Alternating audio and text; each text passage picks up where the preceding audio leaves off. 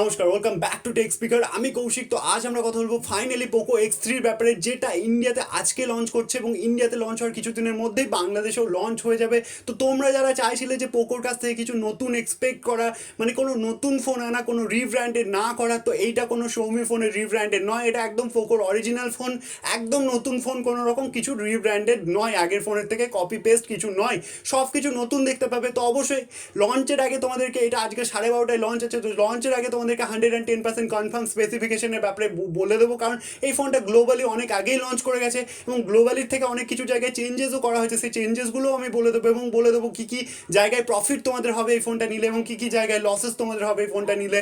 আজকের দিনে এই ফোনটা কি রিকমেন্ডেশন আসে সেটা সব কিছু এই ভিডিওটা দেখলে তোমরা জানতে পেরে দেবে। চলো দেরি না করে আজকের ভিডিও স্টার্ট করা যাক।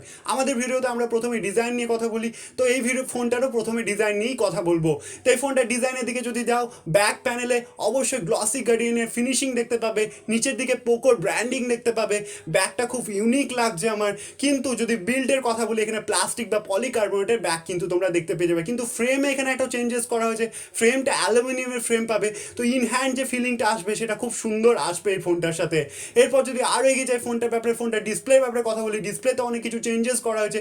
ডিসপ্লেটা IPS ডিসপ্লে পাবে, 120 হার্টের রিফ্রেশ রেট পাবে, 6.95 ইঞ্চিসের ডিসপ্লে সাইজটা হবে এবং অবশ্যই একটা পাঞ্চল ক্যামেরা থাকবে ডিসপ্লের মধ্যে এবং টাচ স্যাম্পলিং যে রেটটা আসবে সেটা 240 হার্টের টাচ স্যাম্পলিং রেট কিন্তু এই ডিসপ্লেটায় তোমরা পেয়ে যাবে, যেটা খুবই ভালো। ডিসপ্লের দিক থেকে কোনো রকম কমতি এই ফোনটাতে নেই, যদিও ডিসপ্লেটা অ্যামোলেড ডিসপ্লে হলে আরও মজা আসতো, বাট হ্যাঁ তাতেও ডিসপ্লেটা খুব ভালো বলে আমার মনে হয়। এরপর যদি আরও এগিয়ে যায় ফোনটার ব্যাপারে, ফোনটার যদি পারফরমেন্স বা চিপসেটের ব্যাপারে কথা বলি, এখানে অবশ্যই কোয়ালকম স্ন্যাপড্রাগনের 732, যেটা দুনিয়ার মধ্যে প্রথম চিপসেটটা এই ফোনটার সাথে দেখতে পেয়ে যাবে, যেটা 8nm টেকনোলজিতে বেসড আছে।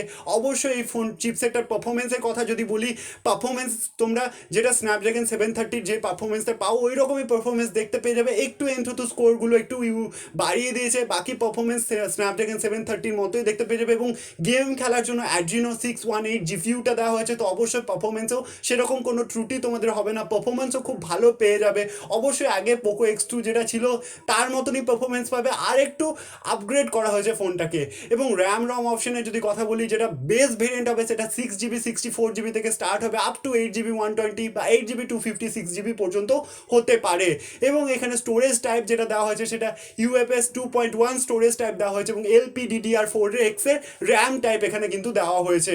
এরপর যদি আরও এগিয়ে যায় ফোনটা অ্যান্ড্রয়েড ভার্সন এবং UI এর কথা বলি, তাহলে আউট অফ দ্য বক্স তোমরা অ্যান্ড্রয়েড 10-এর সাপোর্ট দেখতে পেয়ে যাবে এবং MIUI 12 এটা রান করবে এবং অবশ্যই পোকো লঞ্চার থাকবে। তো কোনো রকম অ্যাড তোমরা দেখতে পাবে না, একদম অ্যাড ফ্রি হবে এই ফোনটা। তো এটার দিক থেকেও একদম সেফ, যে কোনো রকম অ্যাড কিন্তু আমরা দেখতে পাবো না। যেমন আমরা Xiaomiর ফোনে অ্যাড দেখতে পাই, এই ফোনটাতে কিন্তু কোনো রকম অ্যাড আমরা দেখতে পাবো না। তো এখানে ব্যাক ক্যামেরার যদি কথা বলি, পোকো X3 তে তোমরা ভালো ব্যাক ক্যামেরা দেখতে পেয়ে যাবে, কোয়াড ক্যামেরা সেট আপ তোমরা পেয়ে যাবে, যেখানে 64 মেগাপিক্সেলের মেইন লেন্স পাবে, যেখানে সনি IMX682 সেন্সারটা থেকে যাবে, 13 megapixel ultra wide angle lens পেয়ে যাবে, 2 মেগাপিক্সেলের ম্যাক্রো এবং 2 মেগাপিক্সেলের ডেপথ সেন্সিং পেয়ে যাবে। এবং সেলফির কথা যদি বলি, পাঁচজনের মধ্যে পোকো এবং Xiaomi যেটা ফেভারিট 20 মেগাপিক্সেলের সেলফি ক্যামেরা কিন্তু তোমরা পেয়ে যাবে। তো অবশ্যই এখানে পোকো X2 সাথে যদি এই ফোনটা কম্পেয়ার করি ক্যামেরাতে, তো পোকো X2 তে কিন্তু আমরা 686 এর সেন্সার দেখতে পেয়েছিলাম সনি, এখানে 682 দেখতে পেলাম। খুব একটা কোয়ালিটি পার্থক্য হবে না, বাট হ্যাঁ 686টা যদি দিত তাহলে আরও মজা আসতো এই ফোনটাকে নিয়ে।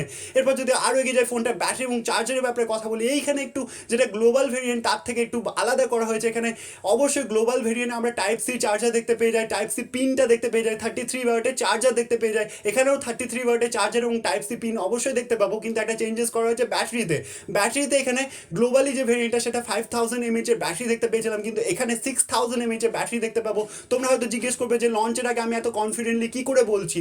তো পোকো এখানে কিছুদিন আগে একটা টুইটারে পোল এনেছিল যে 5000 6000 কত হাজার এমএচে তোমরা ব্যাটারি চাও পোকো X3 সাথে। তো সব থেকে বেশি যেটা দেয় পোলে সেটাই কিন্তু আসে, কারণ সবাই জানে যে সবাই বেশিটাই চুজ করবে। তো কোম্পানির কাছে যেটা বেশি অপশন থাকে সেটাই কিন্তু টুইটার পোলে দেয় এবং সেটাই সবাই চুজ করে। তো অবশ্যই এখানে 99% চান্স এটা আছে 6000 mAh ব্যাটারি দেখতে পেয়ে যাবে। তো এটাই ছিল এই ফোনটার ব্যাপারে পুরো ডিটেল, যেটা কম্বাইন করে তোমাদেরকে বললাম। আশা করি ভিডিওটা তোমাদের ভালো লেগেছে। ভিডিওটা ভালো লাগলে চ্যানেলটা অবশ্যই সাবস্ক্রাইব করে দিও, কারণ আমি ডেলি এরকমই ভিডিও আনতে থাকি।